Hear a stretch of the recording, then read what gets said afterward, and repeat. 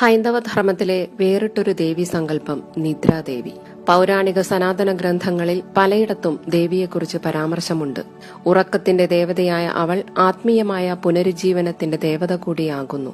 പാർവതീദേവിയുടെ മറ്റൊരു ഭാവം തന്നെ ദേവി നിദ്ര. മഹാലക്ഷ്മിയോളം സൗന്ദര്യവതിയും ത്രിദേവിമാരുടെ ശക്തിയും വഹിക്കുന്ന ദേവി കാലാഗ്നിരുദ്രന്റെ പത്നിയായി കരുതുന്നു.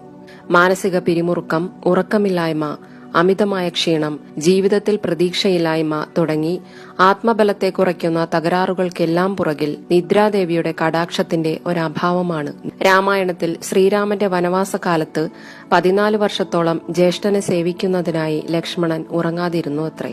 പക്ഷേ ഉറക്കമെന്നത് പ്രകൃതിദത്തമായ ഒരു കാര്യമായതിനാൽ അതിനെ ഒഴിവാക്കുക സാധ്യമല്ല. ആയതിനാൽ നിദ്രാദേവിയുടെ ആശീർവാദത്തോടെ ലക്ഷ്മണന്റെ ഉറക്കം ഭാര്യയായ ഊർമിളാദേവി ഏറ്റുവാങ്ങി ആ കാലയളവ് മുഴുവൻ ഉറങ്ങിയതായി പറയപ്പെടുന്നു.